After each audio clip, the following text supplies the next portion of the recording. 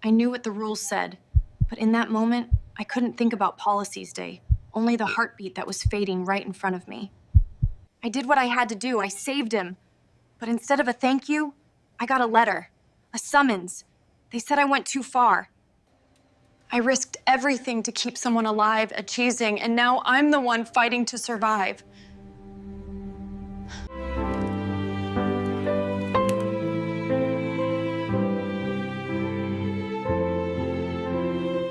I knew what the rules said, but in that moment, I couldn't think about policy, only the heartbeat that was fading right in front of me. My name is Sarah Mitchell, and I've been a nurse at St. Catherine's Hospital in Portland, Oregon for 12 years. 12 years of night shifts, double shifts, holidays away from my family. 12 years of holding hands, wiping tears, and fighting alongside patients who trusted me with their lives. I thought I knew what nursing meant. I thought I understood the boundaries between following protocol and following my conscience. I was wrong. It was a Tuesday night in March when everything changed. The ER was packed, flu season had hit hard, and we were understaffed as usual. I was triaging patients when the ambulance radio crackled. Male, 42, cardiac arrest, ETA 3 minutes. My heart sank. 3 minutes in an understaffed, might as well be an eternity. When the paramedics burst through those doors wheeling in a man on a gurney, I saw his face, pale,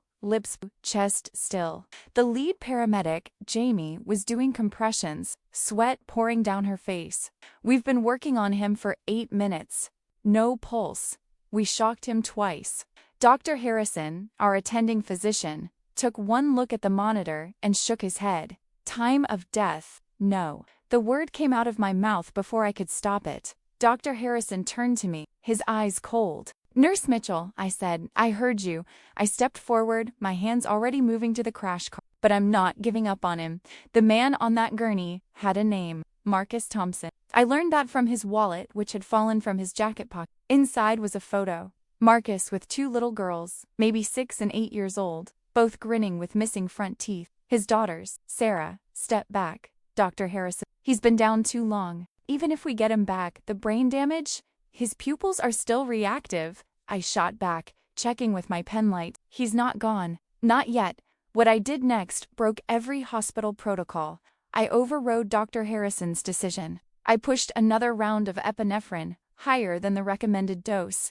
I demanded another shock when I wasn't authorized to make that call. I did chest compressions so hard I felt his ribs crack under my palms.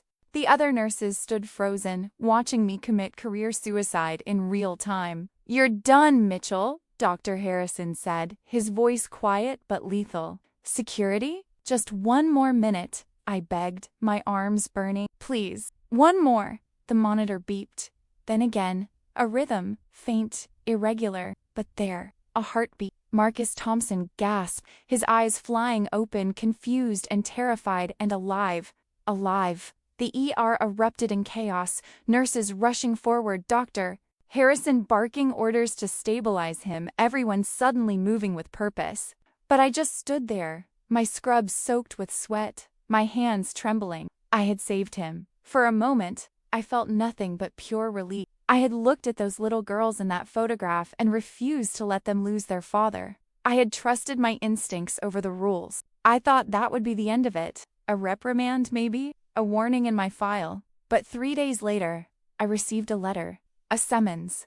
The hospital was filing charges against me for medical malpractice, insubordination, and practicing outside my scope of authority. The state nursing board launched an investigation. Dr. Harrison had documented everything, painting me as a reckless vigilante who endangered a patient's life. Marcus Thompson lived. He walked out of that hospital 2 weeks later, holding both his daughter's hands. And I got a court date. They said I went too far, that I risked everything to keep someone alive. Now I'm the one fighting to survive, not physically, but professionally, financially, emotionally. My license, my career, my entire identity. This is the story of how I saved a life and lost everything, and how I learned that sometimes doing the right thing costs more than you ever imagined. The first person to abandon me was someone I thought would understand. "Sarah, what were you thinking?" My best friend, Linda, stood in my kitchen 3 days after the summons arrived. She was a nurse, too. We'd gone through nursing school together, survived our first codes together, cried in supply closets together after losing patience, but now she looked at me like I was a stranger. I was thinking about those little girls, I said quietly, staring at the legal documents spread across my table. I was thinking about Marcus Thompson getting to walk his daughters down the aisle someday, teaching them to drive, being there for them. You were thinking about yourself. Linda's words cut like a scalpel. About being the hero. About your ego. That's not fair, fair? She laughed bitterly. Sarah, you broke protocol. You overrode a doctor's direct order. You could have killed that man with that dose of epinephrine. Do you understand that? And now you've put every nurse at St. Catherine's under scrutiny. The hospital board is reviewing all of our cases. All of us. The guilt hit me like a physical blow. I hadn't thought about that. I'd been so focused on Marcus on that moment that I hadn't considered the ripple effects. I'm sorry, I whispered. Linda grabbed her purse. I can't be associated with this, Sarah. I have a family to feed, a mortgage. I can't risk my license because you decided to play God. The door closed behind her with a soft click that echoed like a gunshot. That's when I realized how alone I was. The hospital placed me on immediate suspension pending the investigation. No pay, no benefit. My shifts were covered by travel nurses who whispered about me in the break room. I knew because my former coworkers told me. Well, the two who still answered my calls. St. Catherine's Hospital had been my second home for over a decade. Now I wasn't even allowed through the front doors. My lawyer, Robert Chun, was a sharp man in his 50s who specialized in medical malpractice defense. He sat across from me in his downtown office, reviewing my case file with the kind of expression that told me nothing good was coming. The hospital's case is strong, he said finally. Dr. Harrison's testimony is damning. He's claiming you acted recklessly, that you endangered the patient, and that even though Mr. Thompson survived, it was despite your action, not because of them. That's insane. I leaned forward. Marcus was dead, clinically dead. I brought him back. Or, Robert said carefully, you got lucky. That's what they're going to argue. That your unauthorized interventions were dangerous, and that the positive outcome was pure chance. I felt sick. There's more, Robert continued. The nursing board has opened a formal investigation. If they find against you, you'll lose your license. Not just in Oregon. This could follow you nationwide. You might never work as a nurse again. The room spun. 12 years. 12 years of education, training, experience. 12 years of saving lives, comforting families, being there in people's darkest moments. Gone. What do I do?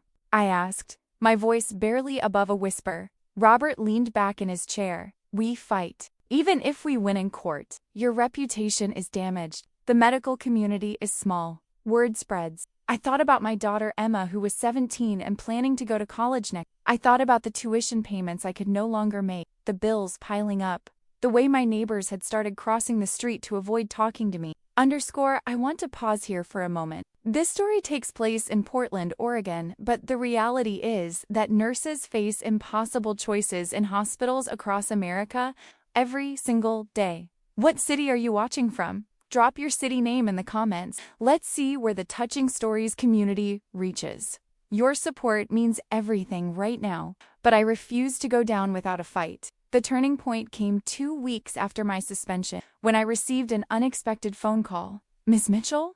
This is Caroline Thompson, Marcus Thompson's wife. My heart stopped. I'd been afraid to reach out to the Thompson family, worried that they blamed me too, or that the hospital had gotten to them first with their version of events. Mrs. Thompson, I want to thank you. Her voice cracked with emotion. You saved my husband's life, my girl's father.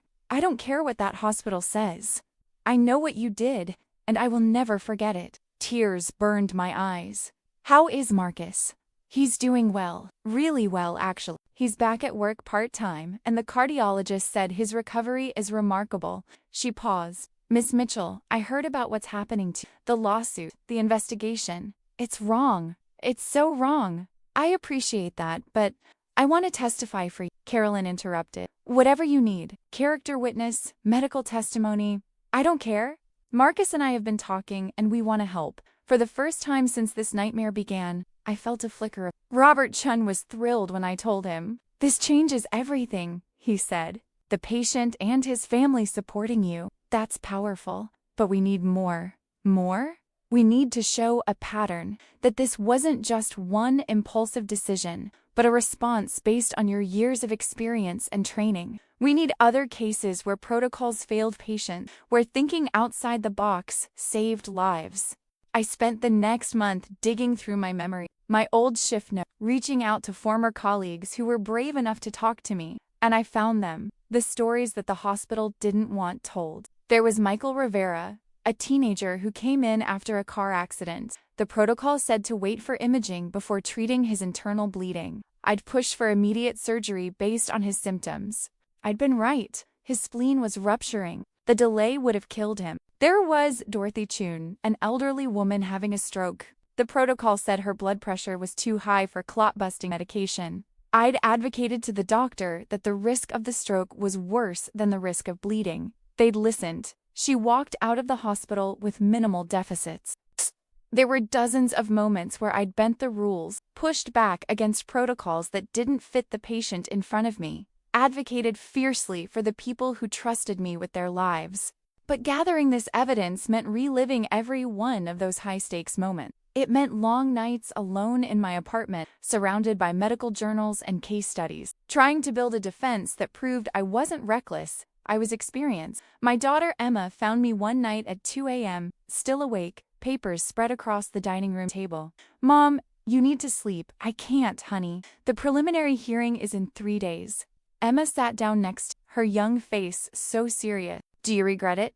Saving that man?" I looked at my daughter, my brilliant, compassionate, fierce daughter who wanted to be a doctor someday, and I told her the truth. No, I don't regret saving Marcus Thompson. Not for 1 second. I took her hand, but I regret not thinking through the consequences. I regret putting other nurses at risk. I regret the financial stress on our family and missing your school events because I'm drowning in legal preparation. "But you'd do it again, wouldn't you?" Emma asked softly. "If you had to choose between following the rules and saving a life?" I thought about those 2 little girls in Marcus's wallet. I thought about Caroline Thompson's voice on the phone, thick with gratitude and tears. "Yes," I whispered. "I would." Emma squeezed my hand. "Then that's all that matters, Mom. The rest is just detail." I wished I could believe her, but the details included a lawsuit that could cost me hundreds of thousands of dollars, a medical board that could strip away my career, and a community that had turned its back on me. The preliminary hearing would determine if this case even went to trial, and I was terrified. The courthouse felt like a cathedral of judgment. I sat next to Robert Chun in the defendant's chair, my hands folded on the table to stop them from shaking. The preliminary hearing wasn't a full trial, but it would determine if the state had enough evidence to proceed with charges against me. Across the aisle, the hospital's legal team looked confident. 3 lawyers in expensive suits, briefcases full of documentation, prepared to prove that I was a dangerous rogue who couldn't be trusted with patients' lives. Dr. Harrison was their star witness. He took the stand looking every bit the distinguished physician, gray hair, kind eyes, the reassuring presence that made patients trust him. But when he looked at me, there was nothing kind in his expression. The hospital's attorney, a woman named Patricia Vaughn, began her questioning. "Dr. Harrison, can you describe what happened on the night of March 15th? I was the attending physician in the ER when the paramedics brought in Marcus Thompson, a 42-year-old male in cardiac arrest." Dr. Harrison's voice was steady, professional. The patient had been without a pulse for approximately 8 minutes. "We have clear protocols in this situation, and what do those protocols say? After a certain period without response to resuscitation efforts, and with consideration for the patient's prognosis, the attending physician makes the determination of death. In Mr. Thompson's case, the indicator, he had been down too long. The likelihood of meaningful recovery was virtually 0. And what happened when you made that determination?" Dr. Harrison turned his gaze to me. "Nurse Mitchell refused to accept my decision. She overrode my authority, administered medications without authorization, and continued resuscitation efforts after I had called time of death. In your medical opinion, was this appropriate?" "Absolutely not." His voice was firm. "Nurse Mitchell violated hospital protocol, exceeded her scope of practice, and put the patient at risk. The dosage of epinephrine she administered was dangerous. She performed interventions that only a physician is authorized to order, but the patient survived. Patricia Vaughn said, as if anticipating the objection. How do you explain that? Luck. Dr. Harrison shrugged. Pure luck. The outcome doesn't justify the actions. By that logic, we should ignore all medical protocols whenever someone has a gut feeling. That's not medicine, it's chaos. I wanted to scream. I wanted to stand up and tell everyone in that courtroom about the times Dr. Harrison had been wrong, about the patients he'd given up on too soon, about the culture of defensive medicine that prioritized paperwork over. But Robert squeezed my arm gently. Your turn is coming, he whispered. When Robert cross-examined Dr. Harrison, he was surgical in his approach. Dr. Harrison, how many years has Miss Mitchell worked at St. Catherine's Hospital? 12 years. And in those 12 years, how many formal complaints have been filed against her? Dr. Harrison shifted. I'm not sure of the exact. None, Robert said firmly. 0 formal complaints in 12 years. Is that correct? That may be correct. Yes. And how many commendations has she received? How many times has she been nominated for the Daisy Award for Nursing Excellence? I don't recall. 7 times, Dr. Harrison. 7 times in 12 years. Robert walked closer to the witness stand. Does that sound like a reckless, dangerous nurse to you? One's past record doesn't excuse a single moment of poor judgment. Let's talk about that judgment. Robert pulled out a document. I have here the paramedic report from that night. It states that Mr. Thompson's pupils were still reactive when he arrived at the hospital. Were you aware of that? Dr. Harrison hesitated. Pupil reactivity alone isn't sufficient, but it's an indicator of brain activity, is it not? An indicator that the patient might still be viable? In some cases. And the report also states that Mr. Thompson's initial cardiac arrest was witnessed, meaning the timeline of oxygen deprivation was shorter than average. Did you take that into consideration? The protocol is clear. The protocol, Robert interrupted, or the patient. What mattered more to you that night, Dr. Harrison? Following the checklist, or the human being on that gurney? The courtroom fell silent. Dr. Harrison's face flushed. I resent the implication. Answer the question. I always put patients first. Then why did you give up on Marcus Thompson when he still had a chance? Objection. Patricia Vaughn shot to her feet. Argumentative. The judge sustained it, but the damage was done. The seeds of doubt had been planted. When the court adjourned for the day, I felt exhausted but marginally hopeful. Robert had done well with Dr. Harrison, exposing the cracks in the hospital's narrative. But we both knew the next phase would be harder. That evening, I met with Caroline and Marcus Thompson at a small cafe near the courthouse. It was the first time I'd seen Marcus since that night in the R. He looked good, healthy, alive. Miss Mitchell. Marcus stood when I approached, and to my surprise, he pulled me into a hug. I don't have the words to thank you properly. I hugged him back, feeling tears threaten. How are you feeling? Like I've been given a second chance. He pulled back, his eyes serious. I'm not going to waste it. We sat down and Caroline reached across the table to take my hand. We testified tomorrow, she said. We're ready, but I could see the worry in her eyes. Robert had warned us that the hospital would try to discredit Marcus's recovery, to argue that it was incomplete, that the risk I took wasn't justified by the outcome. They're going to ask you difficult questions, I told them gently. They'll try to make it seem like Marcus's survival was luck, not skill. They'll push you on the details. Let them, Marcus said firmly. I'm alive. My daughters still have their father. That's not luck. That's you refusing to give up on me. The next morning, Caroline took the stand first. She spoke about receiving the phone call that no spouse ever wants to receive, that her husband had collapsed at work, that he was being rushed to the hospital, that she should come immediately. She described driving there with her daughters in the back seat, trying to keep her voice calm while her world fell apart. When we got to the hospital, they took us to a private room, Caroline said, her voice steady but her hands gripping the armrest. I knew what that meant. That's where they take families to deliver bad news. And what happened? Robert asked gently. A nurse came in, not Miss Mitchell, someone else. She said Marcus had been brought in with cardiac arrest. They were doing everything they could, but that we should prepare ourselves. Caroline's voice cracked. I held my daughters and tried to figure out how to tell them their daddy might not come home. When did you learn that, Ms. Mitchell had continued resuscitation? Not until later. Not until Marcus was stable and we could see him. One of the nurses mentioned that Sarah had refused to give up, that she'd kept fighting when everyone else had stopped. Caroline looked directly at me. She gave my husband back to her. She gave my daughters their father. The hospital's attorney, Patricia Vaughn, tried to shake Caroline's testimony during cross-examination. Mrs. Thompson, you're grateful your husband survived. That's understandable, but are you aware that the resuscitation efforts Miss Mitchell performed were unauthorized? I don't care about authorization, Caroline said firmly. I care that my husband is alive. Are you aware that the medication dosage she administered was outside normal parameters and could have been dangerous? Are you aware that my husband was already dead? Caroline's voice rose. That your hospital had given up on him? Whatever risk Sarah Mitchell took, it was worth it. Marcus is alive. That's what mattered. Patricia shifted tactic. Mrs. Thompson, has anyone from Miss Mitchell's legal team offered you any compensation for your testimony? Caroline's eyes flashed with anger.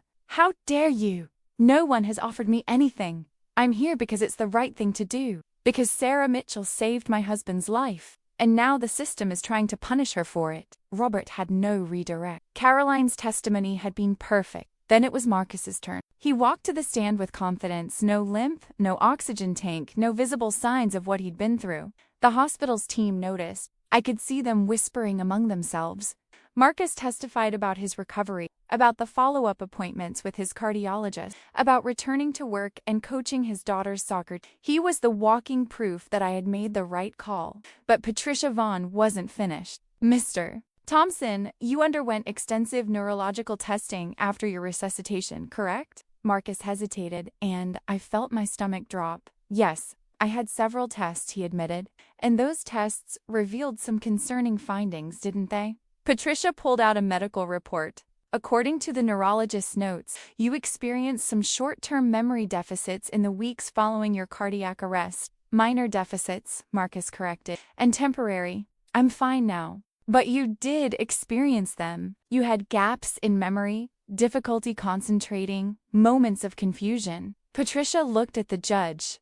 These are signs of hypoxic brain injury, oxygen deprivation caused by prolonged cardiac arrest. I felt sick. This was the angle they were taking. Not that I had saved Marcus, but that I had saved him imperfectly. That the time he spent in arrest had caused damage that could have been avoided if resuscitation had started sooner, or if I had followed protocol. Mr. Thompson, Patricia continued, isn't it possible that if Ms. Mitchell had accepted Dr. Harrison's determination and moved on to other patients, she could have prevented other people from experiencing delays in care that night? Objection. Robert was on his feet. Speculation. Sustained, the judge said. But the question had been asked. The jury, if this went to a full trial, would wonder, had I saved one life at the expense of others? Robert tried to repair the damage during redirect. Mr. Thompson, you mentioned some temporary memory issues. Have those resolved? Completely. My neurologist cleared me. I'm back to normal, and in your opinion, was it worth it? The temporary difficulty, the recovery period, was it worth being alive? Marcus looked directly at Patricia Vaughn. I get to hug my daughters every day.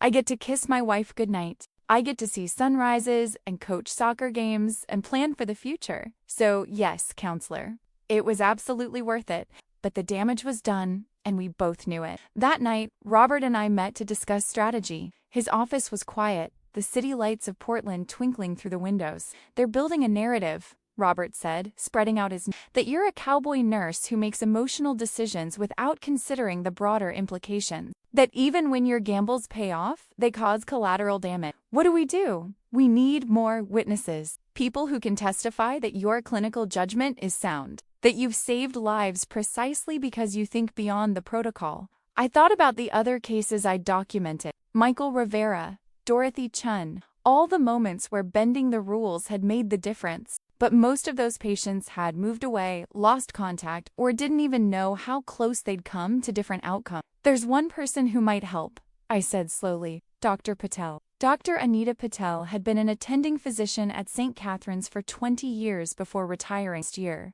She'd been my mentor, the doctor who'd taught me to trust my instincts while respecting the science. She'd also been vocal about her disagreements with hospital administration over their increasingly rigid protocols. Would she testify?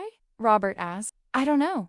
She's retired. She might not want to get involved in hospital politics again. I pulled out my phone. But I can't ask. Dr. Patel answered on the third ring. Sarah Mitchell. I was wondering when I'd hear from you. You heard about what happened? The whole medical community has heard. It's all anyone talks about. Her voice was warm but serious. How are you holding up? I'm fighting. But I need help, Dr. Patel.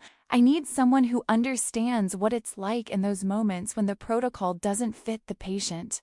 There was a long pause.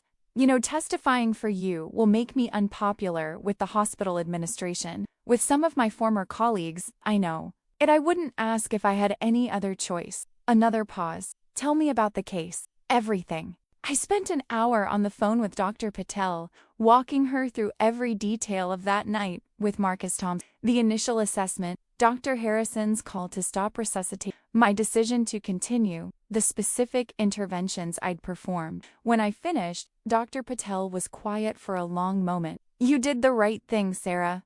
The protocol was wrong for that patient. Harrison gave up too soon. She sighed. I'll testify. Send me the details. Relief flooded through me. Thank you. Thank you but Sarah, Dr. Patel interrupted, you need to prepare yourself. Even if you win this case, the medical establishment doesn't forget. You've challenged the system. There will be consequences that last long after this trial ends. The consequences were already starting to show. My suspension from St. Catherine's had become the talk of the local medical community. Other hospitals in Portland, hospitals where I'd hoped to find work if my license was instated, suddenly had no openings for experienced nurses. My applications went unanswered. My emails received polite but final rejections. I was being blacklisted. The financial strain was crushing. My savings were depleted. Emma's college fund, money I'd been carefully building for 17 years, was being drained to pay legal fees. I took a job at a retail pharmacy, counting pills and ringing up prescriptions, trying not to cry every time someone called me ma'am instead of nurse. One afternoon, a former patient recognized me behind the counter. Sarah? Sarah Mitchell? The woman was in her 60s, someone I'd cared for during a severe pneumonia case 3 years ago. What are you doing here? Just working, I said, forcing a smile. Her face fell as understanding dawned. I heard about what happened at the hospital. It's terrible what they're doing to you. It's okay. No, it's not. She leaned closer, her voice dropping. You saved my life, Sarah. The doctors wanted to send me home with antibiotics. You're the one who insisted I needed to be admitted, that my oxygen levels were too low. You fought for me, I remembered. I'd argued with the attending physician for 20 minutes, showing him her declining vitals, her labored breathing. Finally, he'd agreed to admit her. Her pneumonia had progressed to sepsis within hours. If she'd gone home, she likely would have died. I'm just glad you're okay, I told her. She squeezed my hand across the counter. Don't let them break you. The medical system needs nurses like you. But the medical system was doing everything it could to get rid of nurses like me. The hearing resumed with Dr. Patel's testimony, and I could see immediately that the hospital's legal team was worried. Dr. Patel had credentials they couldn't dismiss, decades of experience, a spotless record, respect throughout the medical community. Robert walked her through her background, then asked, Dr. Patel, in your experience working with Nurse Mitchell, what was your assessment of her clinical judgment? Sarah Mitchell is one of the best nurses I've ever worked with, Dr. Patel said firmly. She has an intuitive grasp of patient assessment that goes beyond just following protocol. She sees the whole person, not just the checklist. Can you give us an example? Many, but one stands out. Dr. Patel leaned forward. We had a patient come in complaining of back pain. Routine case, nothing alarming on initial assessment. Protocol said discharge with pain medication and follow up with their primary care doctor. But Sarah wasn't satisfied. Something about the patient's presentation bothered her. She advocated for a CT scan. And what did the scan reveal? A dissecting aortic aneurysm. If that patient had gone home, they would have died within hours. Dr. Patel looked at the judge. Sarah's insistence on looking beyond the protocol saved that person's life. Patricia Vaughn tried to shake Dr. Patel during cross-examination, but the older doctor was unflappable. Dr. Patel, Aren't protocols in place precisely to prevent nurses from making independent medical decisions? Protocols are guidelines, Dr. Patel corrected. They're not absolute laws. Good medicine requires the ability to recognize when a protocol doesn't fit the situation. But who decides when the protocol doesn't fit? Shouldn't that be the attending physician's decision? Ideally, yes. But physicians aren't infallible. Sometimes we miss things. Sometimes we're too busy, too tired, too distracted. Nurses are our partners in patient care, not just order followers. A nurse who speaks up, who advocates for their patient even when it's uncomfortable, that's exactly the kind of nurse we need, even if it means directly contradicting a doctor's orders. Dr. Patel didn't hesitate, especially then. Our first duty is to the patient, not to the hierarchy. It was a powerful moment, but I could see the hospital's team regrouping. They weren't done yet. The next witness they called surprised everyone. The hospital calls Jennifer Martinez to the stand. My blood ran cold. Jennifer Martinez was a nurse who'd been working alongside me that night. We'd been friendly, had shared shifts for years.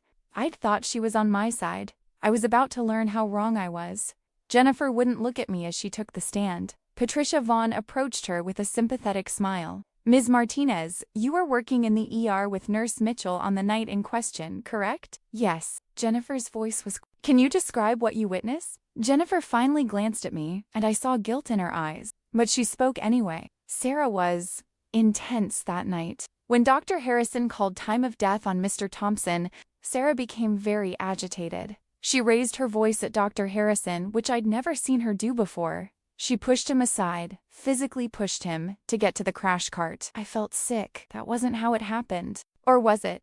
The memory of that night was so charged with emotion that details blurred. Did you feel that Ms. Mitchell's behavior was appropriate? Patricia asked. Jennifer hesitated. I know, I felt scared. Like things were out of control. The other nurses were standing back, not sure what to do.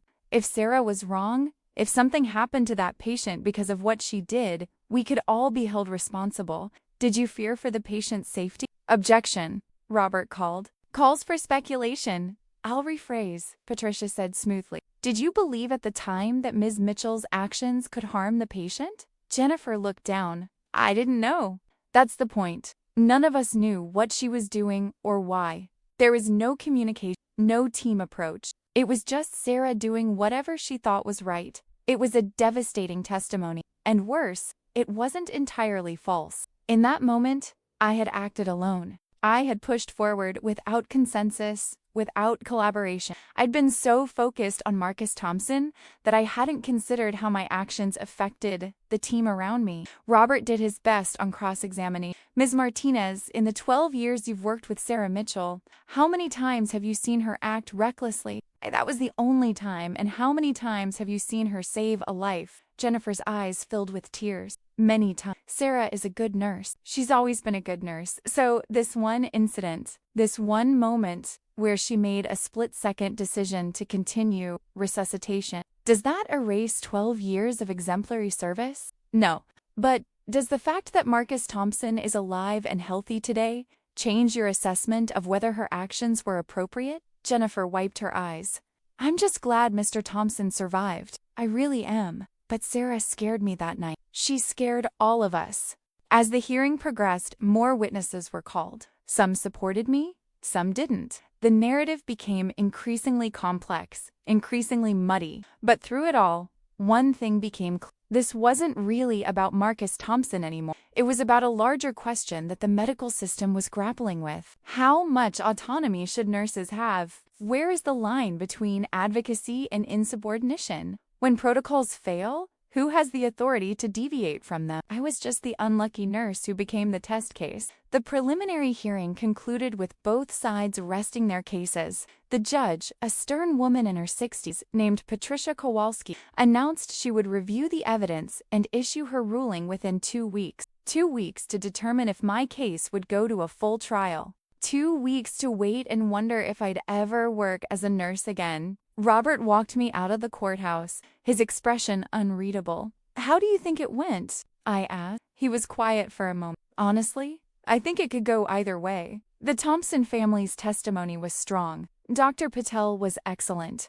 But the hospital made good points about protocol and team dynamics. So we wait. We wait. Those 2 weeks were the longest of my life. I threw myself into my pharmacy job, trying to keep busy, but every time I dispensed medication, I thought about the ER. Every time I checked a patient's prescription history, I remembered the adrenaline of emergency medicine. I missed it. God, I missed it so much.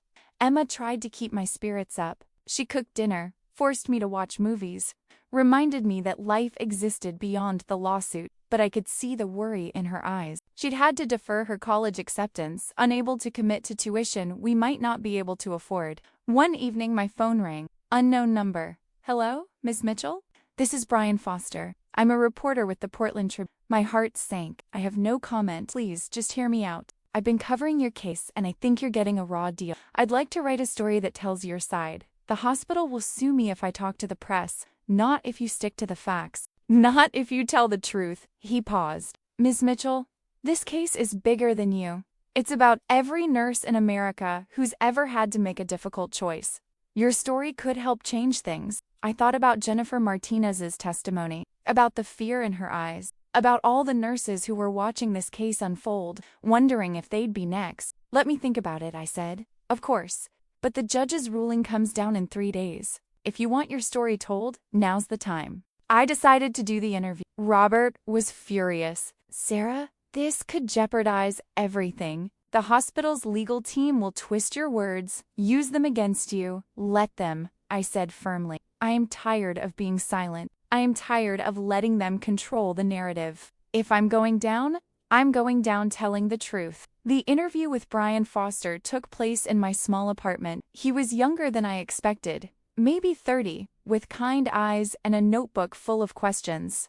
Tell me about that night, he said. Not the legal version, the human version. So I did. I told him about Marcus Thompson's daughters in that wallet photo, about the reactive pupils that everyone else had missed, about the certainty I'd felt in my gut that we could still save him, about the crack of his ribs under my palms and the most beautiful sound I'd ever heard, that first beep of his heartbeat coming back. I told him about the cost, the suspension, the lawsuit, the destroyed relationship, the financial devastation, about my daughter's deferred college dreams and my own shattered career. Do you regret it? Brian asked. I regret that it came to this, I said carefully. I regret that our medical system is so broken that a nurse can save a life and lose everything because of it. But do I regret saving Marcus Thompson? Never. What do you want people to understand? I thought about that question for a long moment. I want people to understand that protocols are important, but they're not infallible. They're created by committees based on statistics, designed for the average case. But patients aren't statistics. They're human beings with unique circumstances, and sometimes the protocol doesn't fit. I leaned forward. I want people to understand that good nurses see things that others miss. We're at the bedside. We know our patients. And when we speak up, when we advocate, when we push back, we're not being difficult. We're doing our jobs. The article ran 2 days before the judge's ruling. The headline read, "The Nurse Who Wouldn't Give Up, Sarah Mitchell's Fight to Save Lives Without Losing Her Career." It went viral.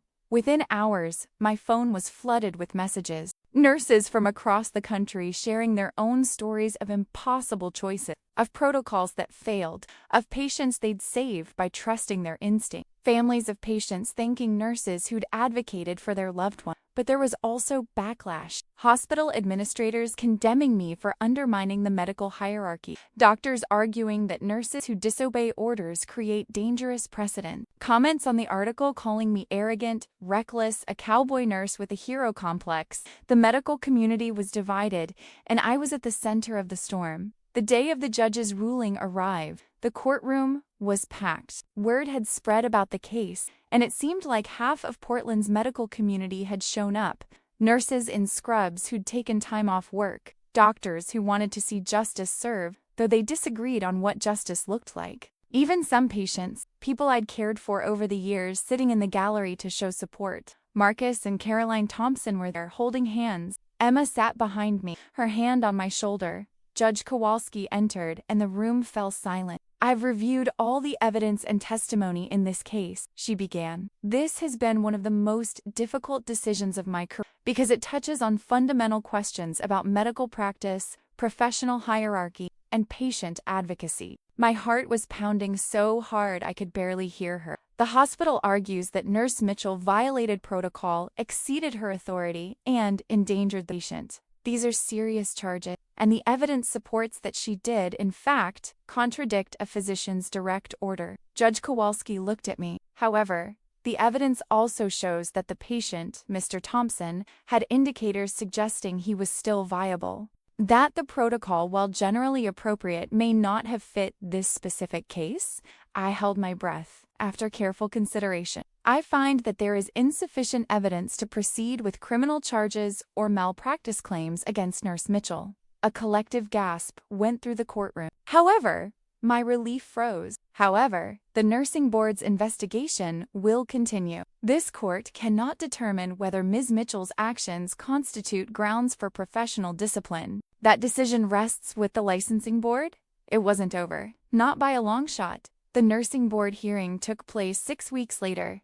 This one was different. Smaller room, fewer spectators, but somehow more intimidating. These were my peers, nurses, and medical professionals who would determine if I deserved to keep my license. The board consisted of 5 members, 3 nurses, a doctor, and a public representative. They'd reviewed all the evidence from the court case, plus additional documentation about my employment history and patient outcomes. The chair of the board, a veteran nurse named Margaret Sullivan, addressed me directly. Ms. Mitchell, we've read your testimony and reviewed your case extensively. Before we make our determination, we'd like to hear from you one more time. Not your lawyer's version, yours. Why did you do what you did? I stood, my legs shaking. I did it because I saw a father. I saw a husband. I saw someone's whole world on that gurney, and I couldn't accept that his story was over. My voice was steady, despite my nerves. I've been a nurse for 12 years. In that time, I've learned to trust my instincts, to read the small signs that textbooks don't always capture. Marcus Thompson's pupils were reactive. His arrest was witnessed. The timeline suggested he still had a chance. And yes, I broke protocol to give him that chance. Even though your attending physician disagreed, Margaret asked, especially because my attending physician disagreed, because I knew something he didn't see. And I'd rather face this board, face this judgment, than live with the knowledge that I let a man die when I could have saved him. One of the nurse board members, a younger woman named Keisha Adams, leaned forward. Ms. Mitchell, if we reinstate your license, what guarantee do we have that you won't defy orders again? It was the question I'd been dreading. I can't guarantee that, I said honestly, because I can't guarantee that I'll never again face a situation where the protocol is wrong. What I can guarantee is that if I do, I'll try harder to communicate, to bring others along, to make my case.